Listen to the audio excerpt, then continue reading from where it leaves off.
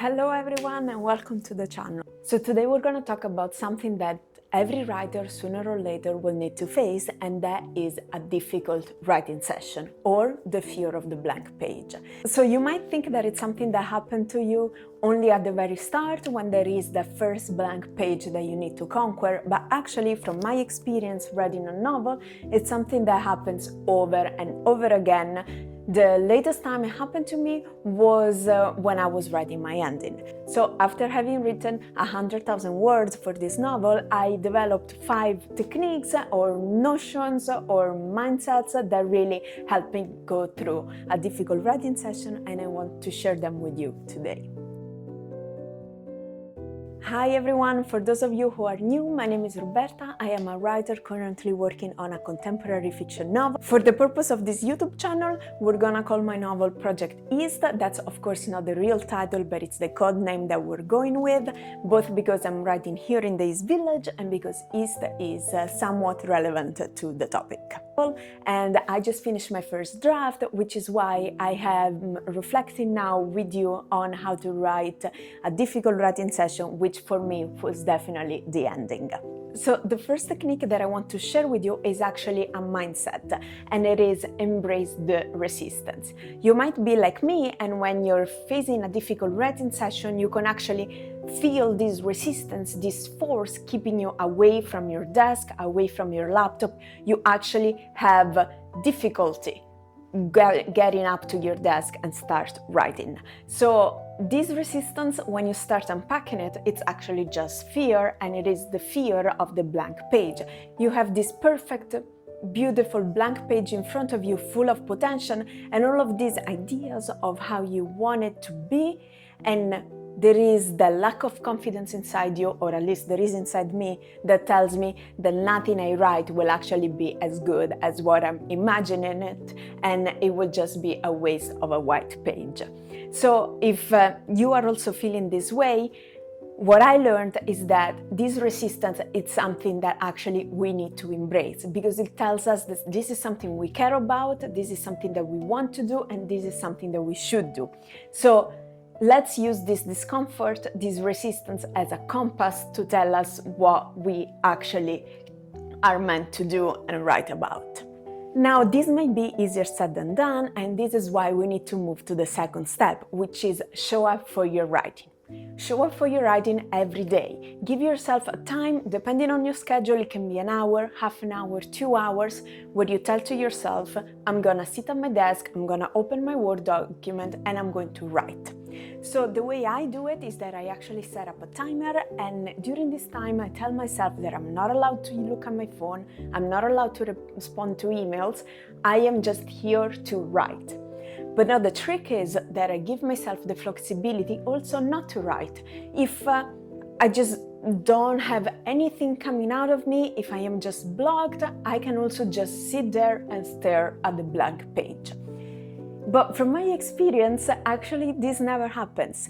When you're there and you have nothing else to do but write, at some point, and usually earlier than you think, you will start typing, because there is nothing else to do, and so your brain thinks, well, I might as well type.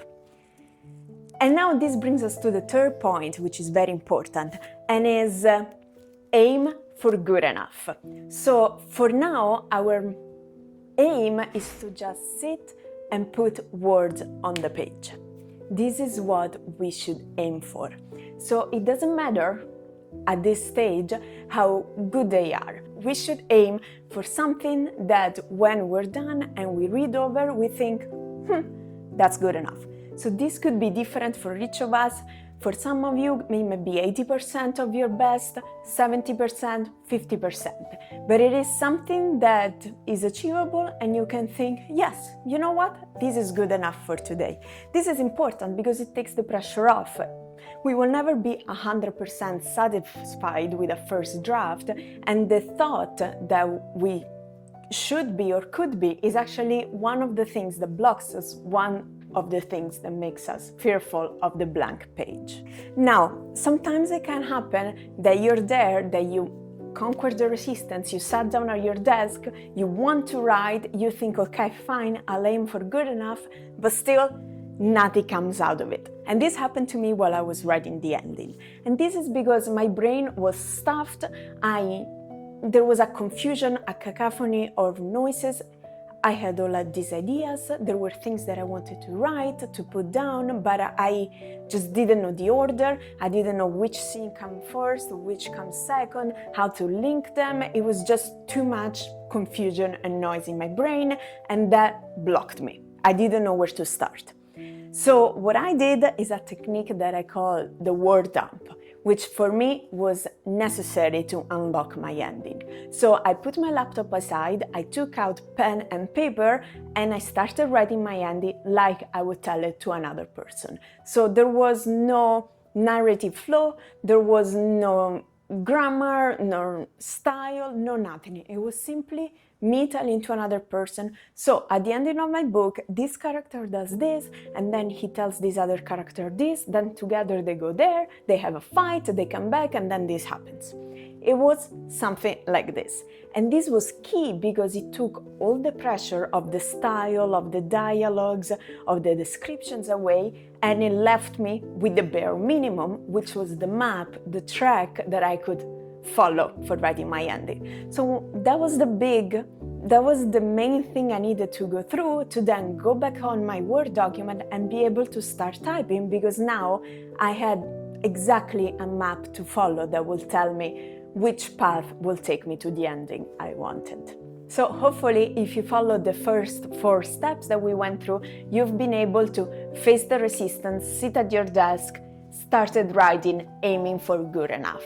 But now the 5th and last point, which is just as important. How do we take on this writing session and just congratulate us for a job well done? And this is just as important as it is give everything you've got in that one writing session and then walk away satisfied. You can do this when you know that you are consistent and that tomorrow you're going to show up for your writing, and the day after and the day after again, and therefore there is no need to make the writing session today perfect, because you'll be able to change it and edit it and improve it over and over again. This is key because it teaches us to trust the process. It teaches us that we show up for our writing, we start writing, we end on a positive note. We can be hopeful that the day after will be better and then better again, because each day we can change a word, add a description, change a dialogue, fix a character, change a couple of sentences, and at the end the process will lead us, if we are consistent and we show up for it, to a piece of writing that we are actually fully satisfied with.